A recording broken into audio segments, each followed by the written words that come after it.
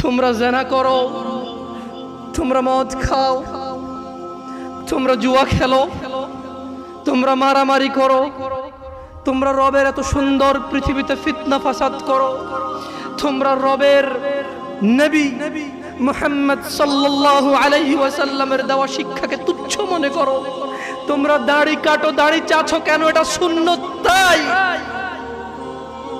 তোমরা টাকনুর নিচে কাপড় পরো, উপরে পরো না কেন? এটা সুন্নত তাই। তোমরা এই যে তুচ্ছ করো মুহাম্মদ মুস্তাফা সাল্লাল্লাহু আলাইহি ওয়াসাল্লামের সুন্নাতকে। রব বলছে তুমি সত্য বলো, তোমার আমাল সংশোধন করে দেব, তোমার হৃদয় পরিবর্তন করব আমি আল্লাহ। তুমি শুধু সত্য বলো, তুমি সত্য বলো, আমি আল্লাহ তোমার হৃদয়ের মধ্যে নিয়ামত দিয়ে দেব, দয়া দিয়ে দেব, তোমার হৃদয়কে নরম করে দেব, যাতে তোমার কৃতকর্ম সংশোধন হয়ে যায়। তাহলে কি হবে? ওয়াগফির লাকুম যুনুবাকুম, বাবা মায়ের সাথে অন্যায় করো, তাদেরকে চোখ রাঙিয়ে কথা বলো, আমি তোমাকে ক্ষমা করে দেব, কিন্তু তুমি আজ থেকে ওটা বন্ধ করে সত্য বলো, লা ইলাহা ইল্লাল্লাহ, সুবহানাল্লাহ সুবহানাল্লাহ। ওয়াগফির লাকুম যুনুবাকুম ওয়া মান ইউতি'িল্লাহ, আর যে আল্লাহকে ইবাদত করে, যে আল্লাহকে মানে, যে আল্লাহকে পূজে, যে আল্লাহর কাছে নিজেকে আত্মসমর্পণ করে, ও রাসূলু, নবীর দেওয়া পথ অনুযায়ী, নবীর দেওয়া মত অনুযায়ী, নবীর কথা অনুযায়ী যে আল্লাহকে মানে, যে সালাত আদায় করে নবী যেভাবে করেছে, যে সিয়াম পালন করে নবী যেভাবে করেছে, যে দলাদলি করে নবী যা বলেছে, যে সত্য সাক্ষী দেন নবী যেভাবে বলতে বলেছে, কি হবে? ফাকাদ ফাজ, সে জিতে যাবে, সে জিতে যাবে। কি জিতবে? ফৌজান আযীমা, সে অনেক বড় করে জিতে যাবে। যেমন আর্জেন্টিনা আর ব্রাজিল খেললে 10-0 গোল হলে কিভাবে জিতলো? কেমন জিত হলো? এটা 100-0 গোল হলে কেমন জিতলো? 1,00,000 গোল আর 0 গোলে জিতলো, দলটা কেমন ভাবে জিতলো? আল্লাহ বলছে ফাকাদ ফাজা ফাওজান আযীমা।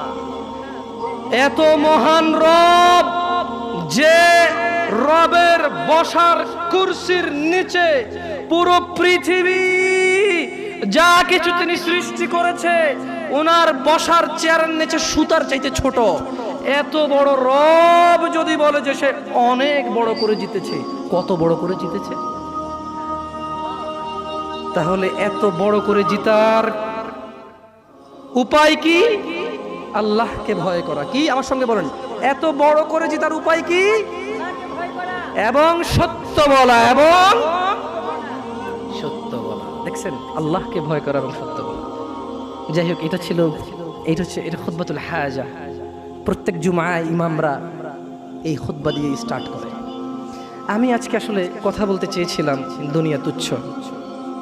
আমাদের বড় ভাই শ্রদ্ধেয় মাহমুদ বিন কাসিম হাফিজাহুল্লাহ, তিনি মাশাআল্লাহ অনেক কথা বলেছেন, সময় পেলে আরও বলতেন, ওনার কথা গুছিয়ে আসছে মাশাআল্লাহ, খুব সুন্দরভাবে তিনি বলেছেন। আমার মন চাচ্ছিল যে শুনি, একই তো কথা একজনে বললেই হলো, একজনে বললেই হলো। তবুও আপনারা দাওয়াত করেছেন, 2-4টা কথা বলে যাব। সেই সুদূর চট্টগ্রাম থেকে আসা ইয়া ইখওয়ানি, আপনারা কি ওয়াজ শুনতে আসছেন না কিছু শিখতে আসছেন? সত্য বলবেন। একটু আগে আমি বলেছি ওয়াকুলু কাওলান, কি কথা বলতে হবে?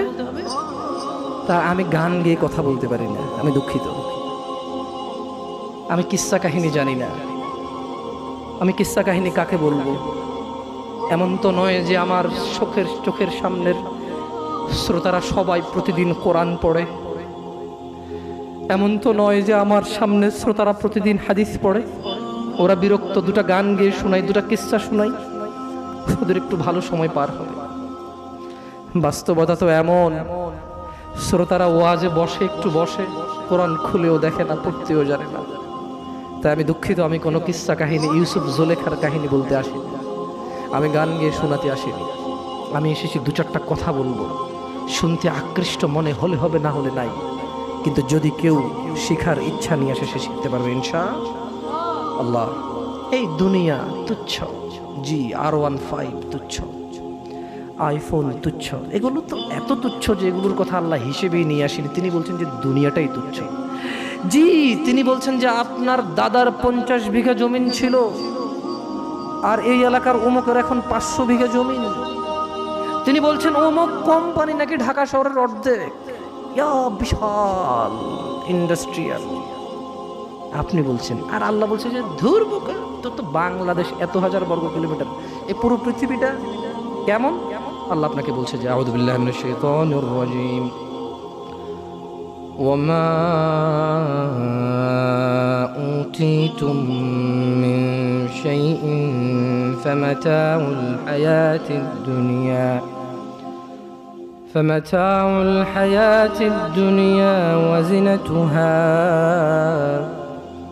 وما عند الله خير وأبقى أفلا تعقلون। আর তোমাদেরকে যা কিছু দেওয়া হয়েছে, তুমি বলতে কি আপনি উম্মতে মুহাম্মদ নাকি আদম আলাইহিস সালাম থেকে? তুমি বলতে কি আপনি নাকি আদম আলাইহিস সালাম থেকে?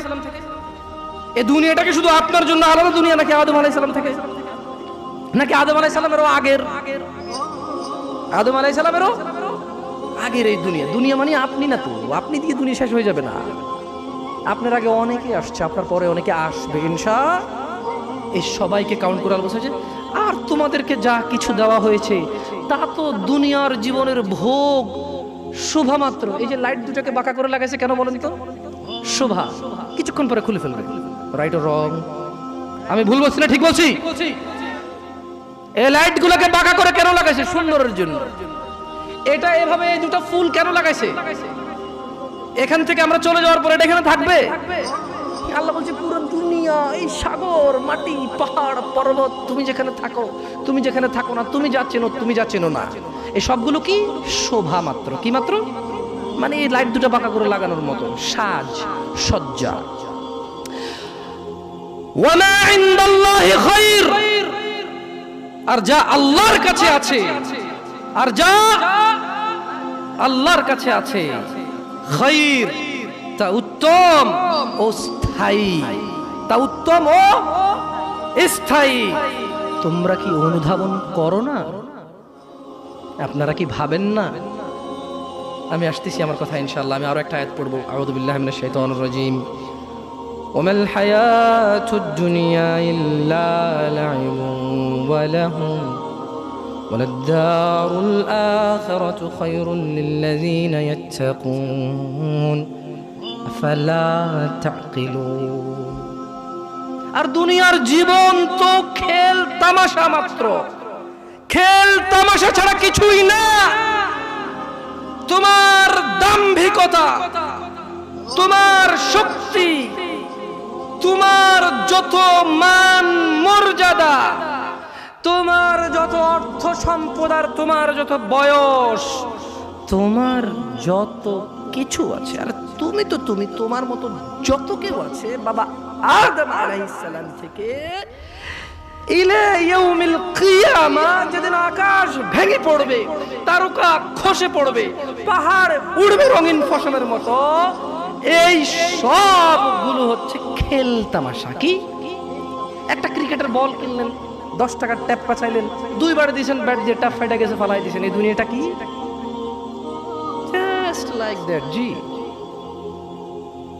এই খেল তামাশার দুনিয়াকে আপনি আপনার জীবনের মূল উদ্দেশ্য করে নিয়েছেন। আফসোস, আপনার নবী সাল্লাল্লাহু আলাইহি সাল্লামের দাড়ি ছিল, আপনার নেই। এটা আপনার লজ্জা লাগে না? আপনি নাকি স্টাইলিস্ট, আপনি নাকি ভদ্র, আপনি নাকি বড় হলে রাখবেন। কাগজ কলম আছে এখানে? আমি বলেছিলাম যে প্রশ্ন আমরা নিই না। আমি কোনো ফকিহ না, মুফতি না, আমি কোনো কি না। আমি আপনাদের ভাই দুটা কথা বলে চলে যাব, ভালো লাগলে নেবেন, নাহলে বাদ, একদম ছুঁড়ে ফেলে দেবেন। বুঝে আসছে না? আসলে কারণ প্রশ্ন নিলে হানাফি হানাফি সুবিধা মতো প্রশ্ন করবে, শাফি শাফি সুবিধা অনুযায়ী প্রশ্ন করবে, কে কারে কেমনে গুতায়া, কেমনে হারায়া, কেমনে কার কথা উপর রাখবে, খালি ওইটা করবে। আমি কি ভুল বলছি? আমি ভুল বলছি? তো দরকার আছে এই প্রশ্নের। আপনি তো শিখার উদ্দেশ্যে প্রশ্ন করবেন না, আপনি প্রশ্ন করবেন জিতার উদ্দেশ্যে। কি উদ্দেশ্যে? আগে শিখার মন মানসিকতা করুন, ইনশাআল্লাহ একসময় প্রশ্নের জবাব দিব আল্লাহ চাইলে। আপনি চান জিততে, আপনি কি শিখতে চান? দেখেন, আমি ভুল বললে ক্ষমা করে দিয়েন।